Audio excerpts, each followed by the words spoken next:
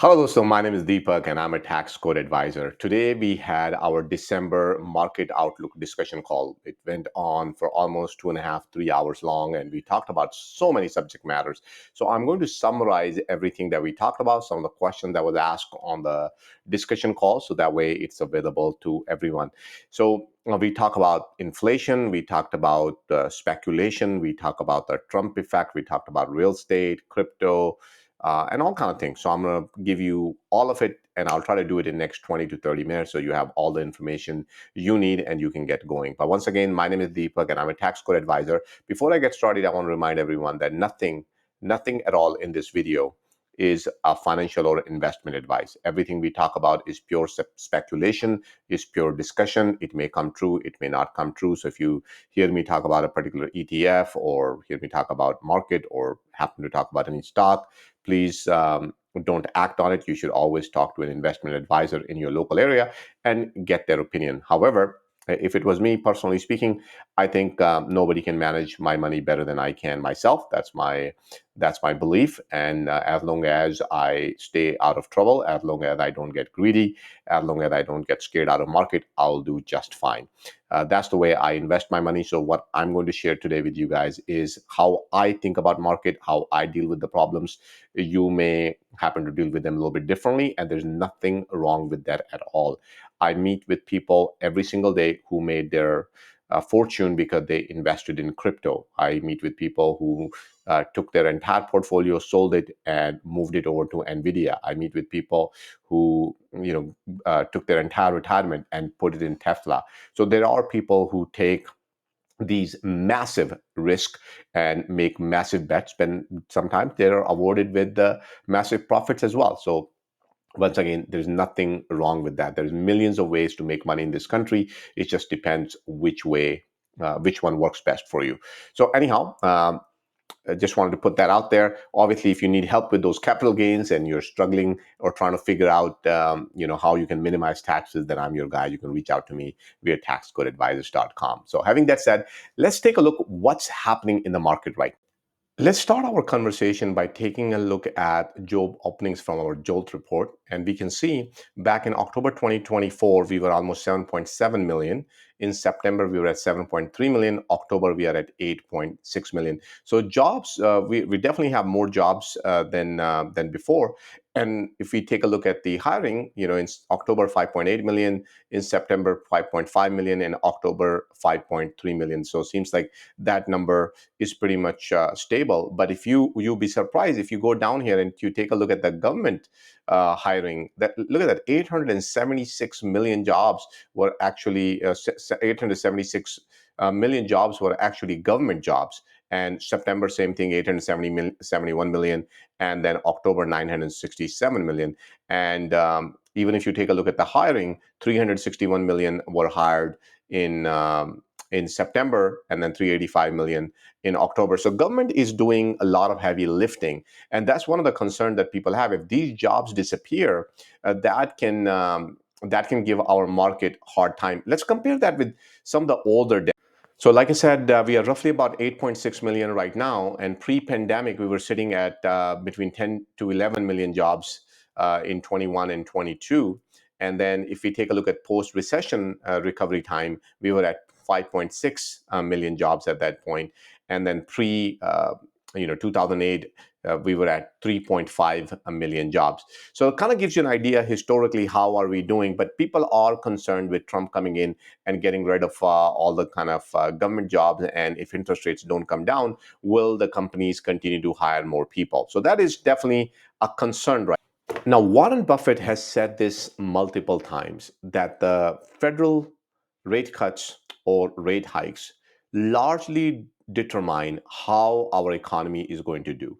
Nobody should be messing with Feds. They have a lot of power. If they want crypto to run, they can make the crypto to run. If they want real estate to run, they can have real estate to run. If they want equity markets to run, they can have equity markets to run. The only problem is they need to balance it with jobs and they need to balance it with inflation.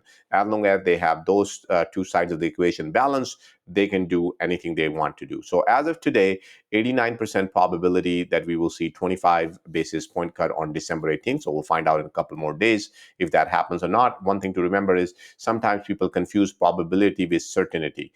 Just because you have 89%, that still means there's 11% chance that that might not happen. So don't be surprised if it doesn't happen.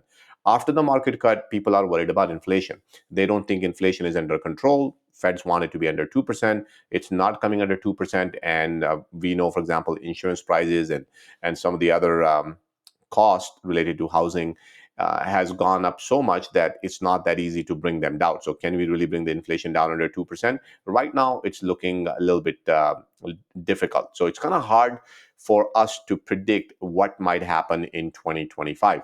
So the real-time inflation gauge done by Truflation, and you can check that out for your city, your area, as to how that's doing. That number might look a little bit higher than that, but we are sitting at 2.8% right now. So governments actually have incentives for underreporting inflation, because if they underreport the inflation, that allows them to manage their debt, that allows them to shape policies the way like to shape. So it's not like they have an incentive to actually make the numbers look any better anyway. So anyhow, that's what it looks like right now from a interest rate.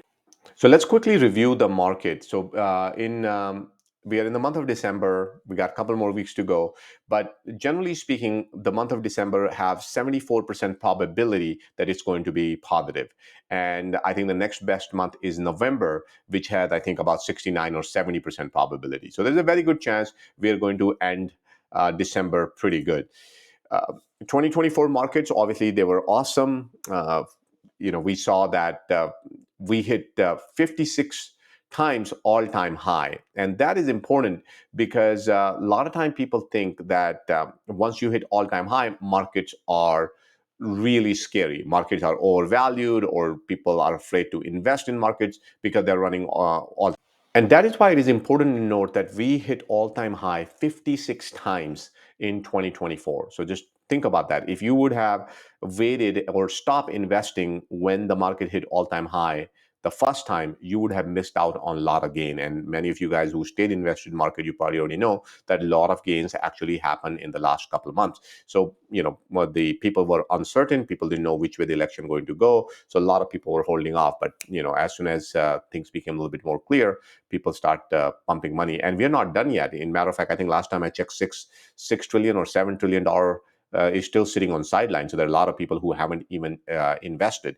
And the reason why they haven't invested is the PE ratio. People are worried that markets are overpriced right now. So currently, PE ratio is almost 26 for S&P 500, which is about 30% above the historical average of 19.7. So people are okay at 21, 22, 23, but once it goes 25, people start to panic. And I'll give you some more reasons why people are panicking in the market.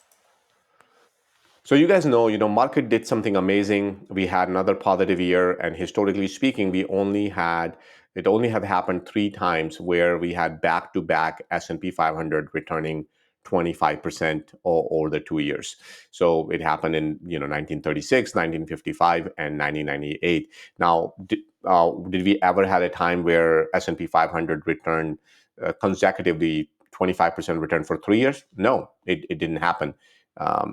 We came close. We came to, I think, 19 or 20%, if I remember correctly. So we came close, but we never really hit 25% mark. Can it happen in 2025? So that was one of the questions that was asked on the discussion call. So once again, one thing we do got to keep in mind is that something like this had never happened. But who would have thought that Trump will actually win election? Who would have thought that gold will do so well in 2024 in spite of rate hikes, um, high interest rates? So a lot of things that never happened before are actually happening right now.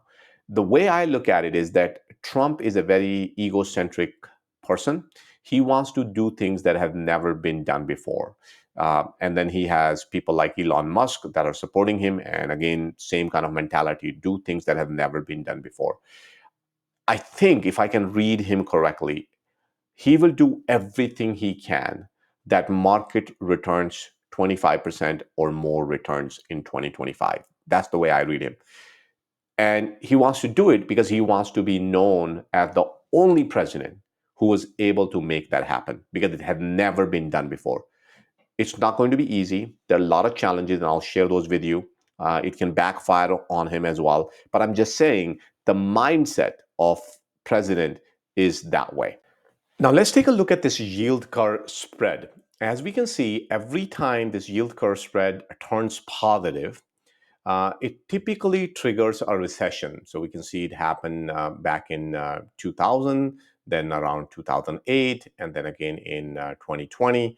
And now again, we are hitting that territory. I think last time I checked, we are zero point 0.6 positive or 0.06 positive, something like that. It's a very little dot there, but we're turning positive. Now this chart is usually an early warning. It doesn't really mean we are going to hit recession, because we do need to look at the unemployment data. We need to take a look at the corporate earnings. We need to take a look at the Fed interest rates, policies, and all that kind of good stuff, what happens.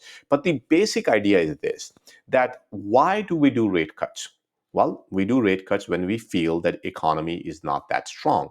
And usually Fed are little behind. That means if the government is doing rate cuts, the theory is that they are behind and recession is already in works, and they might not be able to catch up as fast as they can. So that's one reason why people are scared, but that's not the only. And by the way, you can confirm. I can show you some returns associated with these with this spread here. You can see every time it has turned positive. Like I said, around that 1999 2000 area, we were negative returns. Then again here, and then every single time it happens, we run into that problem. But again, like I said, we have to look at the other data as well. But here's another reason why people are afraid. If we take a look at the forward PE ratios of S&P 500 right now, and we compare it with and without Mag 8, and now Netflix is part of Mag 8 as well, because Netflix is making tons of money on advertisement. Who would have thought they can make so much money on that? Well, I guess you can make tons of money on ad anyway. So next time you see a company that have a lot of audience and they're able to monetize it with advertising, that could be a positive signal. But my main point is, if we take a look at S&P 500 and we look at their forward earnings, right now it's sitting at 22.4. And if we remove that, we remove the Meg 8, then we are down to 19.6, and just the Meg 8 forward PE ratio is 30.5. Basically telling us that the Meg 8 are the major contributors of the entire S&P 500 market. That means, rest of the market is not rallying alone. So, and that is a little bit of a. So generally speaking, if we take a look at the last 10 year, we get a PE ratio of about 20.4 for our S&P 500. And right now, we are sitting at PE ratio of 36.5. That is almost 80% above the average. I'm talking about for the last 10 years, 80% above the average. And that puts us in a little bit of trouble. So as you can see, 1% above that average, we call the market overvalued. So you can see this also happened here, and then market came down, and it happened here, market came down, and we are hitting that number again now. And it's starting to get a little bit scary, because the moment it will go over that number, there's a very high likelihood that market will come down again. So this has been, historically, that's how the market has behaved. Now, there's another version of the same chart. So you can see S&P 500 price to earning ratio on with a standard deviation of 1.25% right here. So you can see same thing. Now we are in this territory right here. And every time we are in this territory, guess what happens? The market comes down. So those are some of the reasons just from a PE point of view. But more importantly, Warren Buffett, he says, you know what, let's just take a look at the market and compare it with overall GDP. And if we compare that, we will see that we are still not in a line with our averages. We have crossed all the boundaries, like, not 1% plus 2%, like literally every single time we have crossed it 1% threshold, or sometimes we're able to go to 2%, it comes down. We have never happened where we were able to get beyond that. The market always come down. So that's why you're seeing Buffett taking all the money out of market as well. So there are a lot of good reasons why people are scared of keeping their money in the market right. So you might be saying right now, okay, Deepak, I understand that we are getting dangerously close to seeing some sort of downturn in the market. This is obvious. Um, but what should we do? Should we get out of the market? Should we, pack up our bags and move to the cash position, or perhaps move all our assets to gold or crypto or some other asset class? So I have a few thoughts on that. But once again, not an investment advisor. I want to remind everyone that I'm a tax advisor, not an investment advisor. You come to me if you did make money in crypto or stocks, real estate, whatever it is that you're doing. If you made tons of money, you need my help in reducing your taxes, I can do that. But everything else is just pure speculation and my thought, the way I manage risk. So I usually don't like to get out of the markets at all, even when they're all-time high. You can see Warren Buffett, he is not getting out of the market. Yes, has he built a good cash position? Yes, he has, but he's not getting out of the market. He's still in the market. So I would not get up. Would I sell a lot of stuff and buy crypto? I probably won't do that, but I know some people have. Some people do believe that crypto will continue to go up. It's sitting at 100,000. I have heard all kind of numbers. Somebody says 200 by the end of 2025, 300 out of 2025, all that kind of good stuff. So first of all, let's just say even if it does hit 200,000, I mean, if it does hit 200K, that's only 100% gain on that $100,000 investment. Is it worth getting so much risk for 100,000 gain? I don't know. I'm not comfortable with that, so I'm not going to sell and move my assets into crypto. Next obvious one people talk about is gold. Now, gold generally does very well in a low interest environment, and lately we have been in high interest environment. And you will say, well, Deepak, your theory doesn't work because gold has been doing very well for last couple of years. Well, it has been doing very well for a couple of years because Fed has paused the interest rate hikes. So people has been anticipating that interest rates going to start to go down, and that's why gold has been rallying. And it has rallied for so long, I don't know if it can really go even higher. So those are the kind of uh, the things that I'm thinking about. What if inflation comes back in 2025 and Feds decide to increase the interest rates?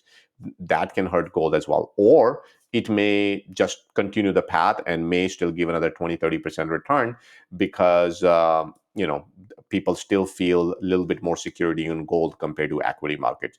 So the point is, there is no clear answer for gold. Like, it can go either way. So me taking the risk off from equity markets and moving into gold is again risky. So that bet is out. So what would I do?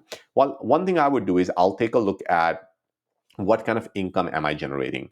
Am I able to generate some income from business, from rental real estate? Would I have enough cash to take advantage of opportunities when they show up in the market?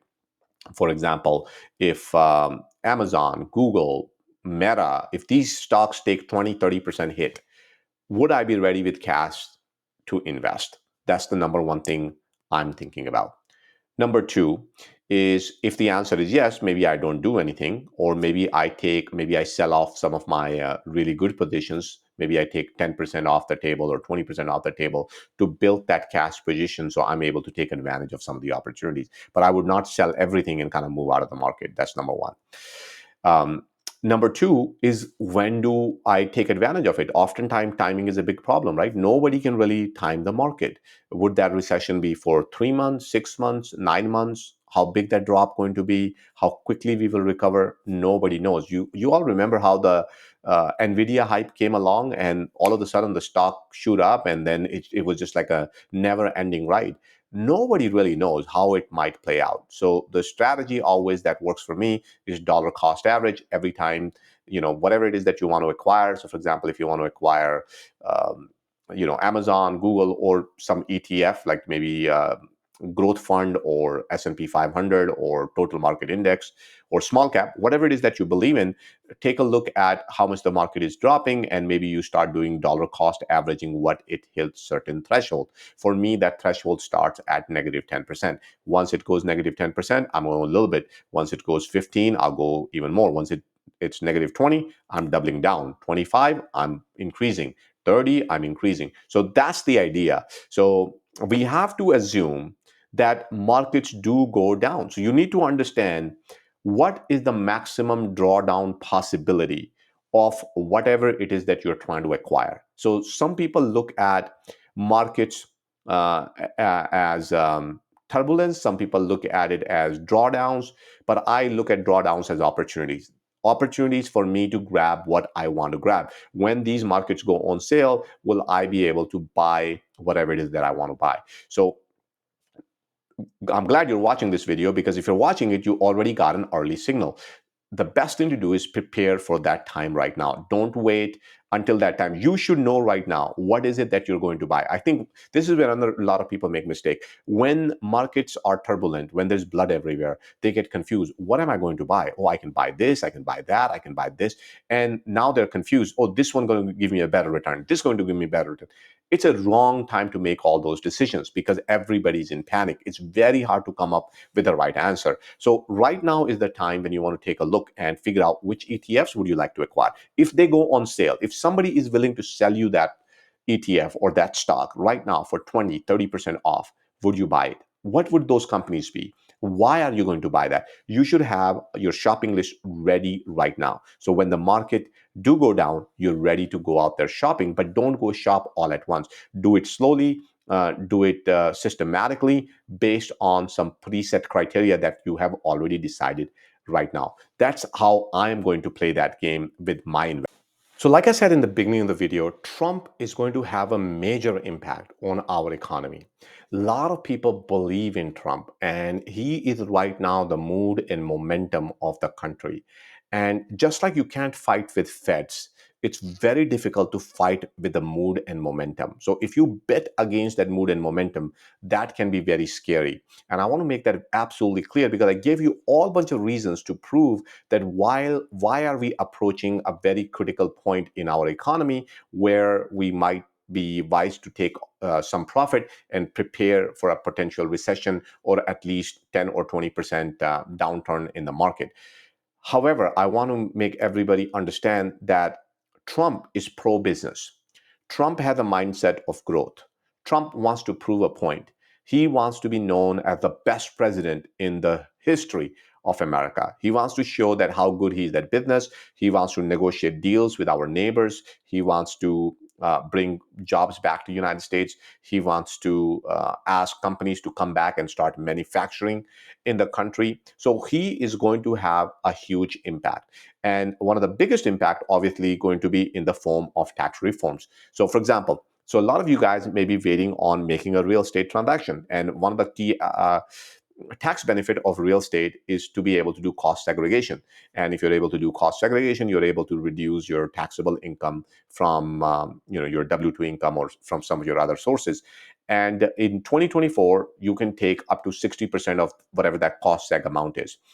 And if Trump, whenever, maybe he do it in 25, or maybe he will apply it to 26, but there's a high probability that he will make it 100%. So can you imagine you are able to not pay any taxes on 100,000, on 200,000, or $300,000 income? Why? Because everybody gonna want to buy real estate. So that can be a huge benefit. And not just like residential real estate. People are going to buy Airbnbs. People are going to buy commercial buildings. People are going to invest in all kinds of real estate related projects. And Trump, real estate is a big deal for him. So that's one way he can drive growth. He wants to he wants to focus on safety and security of America. So you might see sectors that are related with construction, sectors that are related with security. For example, Palantir is a big name right now that is playing in tech world. So those kind of companies can see a big boost from Trump as well. He wants to do a lot of deregulations. He wants to make it easy for people to do business in the United States. He wants to make it easy for companies to do more construction. He wants to increase the housing supply. So yes, there are reasons why economy can stall in next couple of months, but there are a lot of other reasons why that might not happen. That's why I'm saying, is it possible that we can have another great year in 2025? I believe there is a possibility. So all these people who are talking on YouTube that market is going to crash for sure, I think that's a pure speculation. I think you know it can go either way. It is definitely possible that we can see 20-30% growth again in 2025.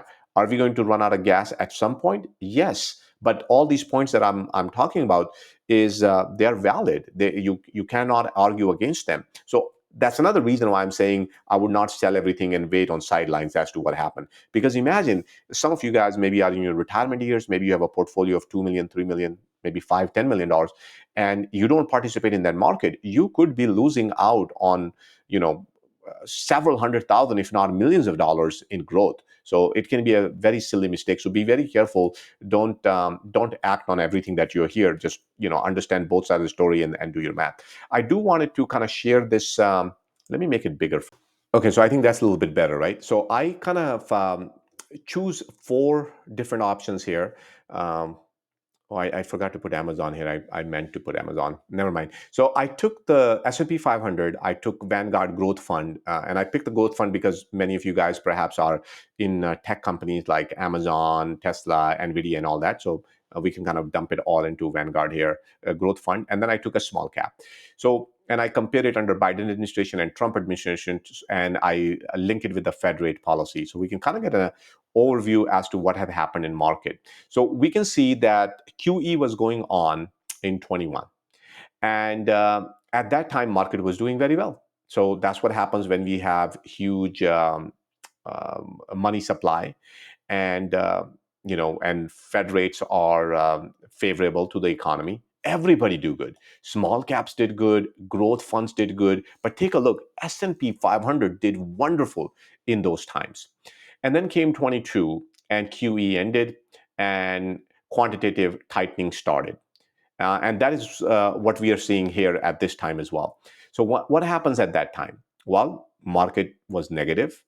Growth funds hit very, very negative, 30, minus 33. That's why I said I should be prepared for minus 20 or minus 30 percent downfall. It is possible. And small caps also took a hit of negative 17%. And then 2023 hit, again, a nice positive month, and balance sheet was continuing to get reduced.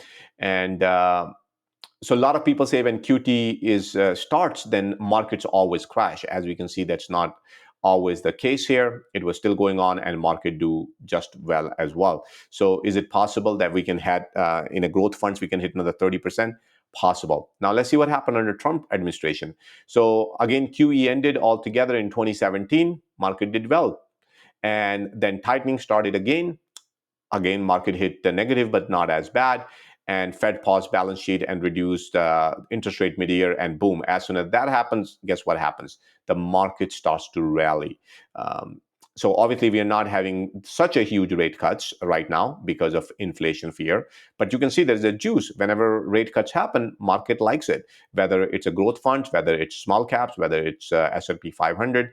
Right now there is a theory that small caps hasn't really seen a growth in the last several years, so they are undervalued. So there is a good chance if rate cuts happens, we might see a more return in small caps. And then the problem with growth funds people are talking about is that they're largely overvalued. But again, they are the one who are having the earnings. So it's going to be a very, very hard year to make these kind of decisions. That's why it's important that we stay put. We watch every move very carefully. We don't want to go one or the other. If you get out of the market, you can miss out on huge rally. And if you stay in put, you can also have a risk of market tanking as well. So both possibilities are there. So anyhow, that's how the things did in both administrations. Just wanted to share that with you. So having that said, now that you have both sides of the picture, I think you can perhaps arrive at a better conclusion at this point. What should you do? You should definitely adjust your risk exposure. Take a look at your portfolio. Maybe you had a great growth in the last several years, and maybe whatever your threshold, your risk tolerance threshold is, that might have shifted a little bit. So maybe you need to readjust your portfolio accordingly. I think just doing that can help you prepare for whatever might happen in 2025. Make sure you are not making decisions based on your sentiments, based on fear, based on for example, one of the things that I'm hearing in the market quite a bit these days is, oh my God, you missed out on Nvidia, you missed out on Palantir, you missed out on Tesla, and here's the next big thing. Don't miss out on this. Take this action right now. Do this. Watch this video before 8 o'clock, and do this before 9 o'clock. And if you don't do this, you're going to miss out on all that. Remember, whenever you see headlines like these, whether they're coming from some sort of investment professional or some YouTuber or whoever else that might be, they are clickbait. The only reason those headlines exist is because they want you to watch their video. They want you to, and they're redoing this every single day. And I think now that Trump being in office, we're going to see this kind of drama going on for next 4 years. Actually, I think a lot of people can make great amount of money just being a YouTuber right now, because you have so much content, more content than ever before, because every day going to be different. I can say all this stuff today, and maybe in a couple of weeks, a lot of things will change. So, but the reality is, guys, please understand, nobody really knows. If Warren Buffett knew exactly what will happen, he will react differently. So nobody really knows what's going to happen. Everybody is speculating. I'm speculating. Whatever you're thinking, you're probably speculating, and whatever else you might be here is pure speculation. Nobody knows what is going to happen in market. The best thing you can do is prepare yourself. And the way to prepare yourself is by coming to terms with the fact that downfalls, or whatever you want to call them, market corrections, recessions, they're common. They happen all the time. You don't panic, you don't run away. If you can understand how all these things work right now, they will prepare you when the market goes down, and you're going to take advantage of it. You're going to see it as a sale. You're going to see it as an opportunity. But if you don't prepare yourself right now, you're going to feel nervous. You're going to feel scared. You're going to feel angry, frustrated. So you can deal with all those emotions just by paying attention to what I'm talking about right now. Timing the market is literally impossible. I don't know, maybe some people get lucky here and there. I certainly can't time the market. So don't wait for markets to correct. Don't wait for when markets at the bottom or anything like that. Whenever you see an opportunity and you want to get into something that you like, something that you believe in. For example, maybe you missed out on Palantir, maybe you missed out on Tesla, maybe you missed out on Nvidia, maybe you missed out on Google, Amazon, Meta, or whatever other favorite company that you might have, or even an ETF. Make a note of those. And when market goes down, take advantage of those. The universe is giving you another opportunity. People tell me all the time, I missed out, I missed out, I missed out. And they focus so much on what they missed out. On the other hand, what they need to do is, what did they miss out on? Oh, I missed out on Meta. Okay, fine. I missed out on Meta. I'm just going to wait until there's an opportunity that comes in Meta. I'll take advantage of it then. I missed out on Palantir. I'll take an opportunity when that happens, and so forth. So anyhow, I think I have summarized most of the points that I shared on the discussion calls today. So as you can imagine, it was a long discussion call. There was a lot to discuss. So there were a lot of back and forth. We talked about everything. I will make another video and I'll put all the questions. I think there were like almost 30, 40 question and answers that were asked during the discussion call. So I will put those for you guys as well. So that way it's a little bit easier to digest in this format than sitting around for 3 hours listening to that call. I think it will probably get a lot boring. So hopefully this makes it a little bit easy. My request to you is please subscribe to the channel, share it with your friends, family members, and most importantly, join the discussion calls, because the whole idea behind discussion call is where you can tell me your mind. You can tell me why am I wrong. You can tell me a different perspective. It is possible that I might not be looking at a big picture. How do I learn? I learn it from my clients. When people come for tax consultations, when people are coming with their financial problems and they're saying, Deepak, this is what's going on, or when they tell me this is how they're making money, I get that information from you guys, and I'm here to give it back to our community. I share it with everyone. Couple of requests. Number one, if you need to get hold of me, you need to talk to me, you got to set up a consultation appointment. Please understand, I definitely do a lot of free service. I do discussion calls, webinars, seminars. I spend a lot of time helping people out. I mean, collecting all the data, sharing it with you, it takes a lot of time and effort. But if you want to know something, like let's say you want me to analyze a particular area, you want me to give you my opinion about how you can save taxes, whatever your question is, even if it is a simple question, please set up a consultation call. If it's simple enough, then you can always ask in a discussion group and somebody else can answer it. But if you want to talk to me, please set up a consultation call. That's the right way to do things. Sometimes people want, can you refer me this, or can you talk about this or that, whatever. That's an endless list. And of course I can, but then I would not have time to do anything else. So please understand the limitation of professionals. We all are here to make money. Um, I'm sure after you talk to me about your personal situation, my goal always is to improve your outcome. So whatever it is that you're going to spend on consultation call, at the end of the day, the goal is that you walk out as a winner, not me. I'm not here to sell you any products. I don't guide you to go to this company, that company. I want to be able to speak my mind. I want to be able to tell you exactly how I see things. And that's exactly what I'm going to do. Thank you so much for spending your last 30 minutes with me, guys. My name is Deepak, and I'm a tax code advisor. I work nationwide. I specialize in taxes. So if you need any help with taxes, I'm your guy to talk to. All right. Thank you so much, and I'll see you on the next discussion call. And watch the part 2 of this video where I will put all the Q&A that were asked on the discussion call. All right. And if you have a question, feel free to put it in the comments. I will definitely talk about those in the next video as well. Thank you.